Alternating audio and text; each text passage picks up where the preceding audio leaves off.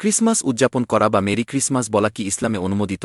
প্রথমে বিষয়টি সাধারণ মনে হতে পারে, আলো, উপহার, পরিবারের সঙ্গে ডিনার, এমনকি মজার সাজসজ্জা। কিন্তু সিদ্ধান্ত নেওয়ার আগে বোঝা জরুরি, ক্রিসমাস কেন উদযাপন করা হয়। ক্রিসমাস হল একটি খ্রিস্টান ধর্মীয় উৎসব যেখানে যিশু এর জন্ম উদযাপন করা হয়। অধিকাংশ খ্রিস্টান বিশ্বাস করেন যিশু আল্লাহর প্রকৃত পুত্র এবং তিনি নিজেই ঈশ্বরের অংশ। তারা গির্জায় যায়, প্রার্থনা করে, গান গায়, উপহার বিনিময় করে এবং ক্রিসমাস ট্রি সাজায়, যদিও বাইরে থেকে এটি আনন্দ ও পারিবারিক সময় মনে হয়। কিন্তু মূলত ক্রিসমাস একটি ধর্মীয় উদযাপন। ইসলাম সম্পূর্ণ ভিন্ন শিক্ষা দেয়। মুসলমানরা বিশ্বাস করে আল্লাহ এক, তার কোনো পুত্র নেই। নবী মুহাম্মদ সাল্লাল্লাহু আলাইহি ওয়াসাল্লাম বলেছেন, যে ব্যক্তি কোনো জাতির অনুকরণ করে সে তাদেরই একজন। এর অর্থ হল মুসলমানরা অন্য ধর্মের ধর্মীয় কার্যক্রমে অংশ নিতে পারে না, তা দেখতে যতই সাধারণ মনে হোক না কেন। ধর্মীয় উৎসব হিসেবে ক্রিসমাস উদযাপন করা বা এর বিশ্বাসে মেরি ক্রিসমাস বলা এই শ্রেণীর মধ্যেই পড়ে।